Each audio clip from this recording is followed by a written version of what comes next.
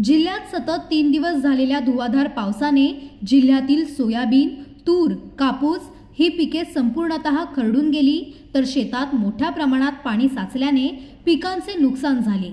असे असतानाही मंत्री संजय राठोड यांनी प्रशासनाला आदेश दिले, मात्र प्रशासनातील एकही अधिकारी कर्मचारी पंचनामा करण्यासाठी शेतकऱ्यांच्या बांधावर पोहोचलेच नाही। त्यामुळे यरद शरद येथील शेतकऱ्यांनी संताप व्यक्त केला आहे। आता तरी सरकारने तात्काळ पंचनामे करून मदत द्यावी अशी मागणी शेतकऱ्यांनी केली आहे। खरडून गेलेला आहे कापूस, तूर, सोयाबीन अचानक नुकसान झालेलं आहे। कोणी लक्ष देत नाही। कर्जमाफी तर होणार नाही एवढी आशा आहे आम्हाला, कारण की शासन म्हणतो की कर्जमाफी देतो म्हणून त्या कर्जमाफी काही दिली नाही। आणि आणखीन सावकाराकडून कर्ज आणून हे केलं, पहिले पाणी नाही आलं, त्याच्यामुळे आता पाणी आलं तर समजा एवढं आलं की पूर्ण नुकसान करून टाकलं। व्याजाने पैसा काढून 5% 10% लोक सावकार मागतात। सावकारा कुठून द्यायचं आणि आम्ही कुटुंब कसं जगवायचं? कोणतं पीक होतं?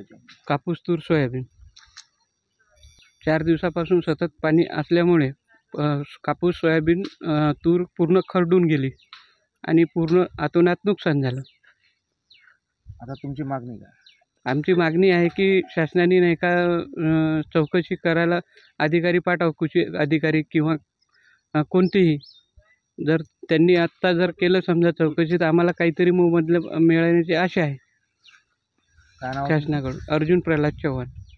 4 दिवसापासून सारखं सततधार पाऊस चालू आहे, त्यामुळं पूर्ण नुकसान झालेलं आहे।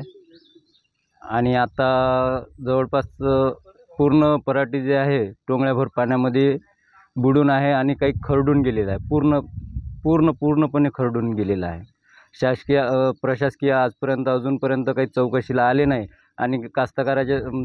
आणि एखाद्या कास्तकाराच्या शेतामध्ये जर गांजा वगैरे जर राहिलं की त्यांना जसं माहिती मिळाली तसं लगेच धावत येते। आणि कास्तकाराचं मालाचं नुकसान जर झालं समजा, की अजूनपर्यंत प्रशासकीय लगेच येत नाही। त्यांना वरून अधिकारींचा आदेश लागतो, पण गांजा जर राहिला तर त्यांना कोणाचीच आदेश नाही लागत। यासाठी कास्तकार करावं तर काय करणार मग? आता तुमची काय मागणी आहे? आता आमची काहीच नाही। आमचं जे नुकसान झालेलं आहे ते नुकसान आम्हाला पूर्ण भरपाई कास्तकाराला प्रशासकीय देण्यात यावी। आणि एवढं नुकसान जे झालेलं आहे या नुकसानीचं पूर्ण भरपाई त्यांनी काहीतरी मोबदला देण्यात यावी। कर्जमाफी करतो म्हणून सांगते, पण अजूनपर्यंत कर्जमाफी नाही केलेलं, फक्त आश्वासन देते आणि आश्वासन दिल्याच्या नंतर बाकी काहीच नाही करत। काय नाव तुमचं? अतुल रतन चव्हाण।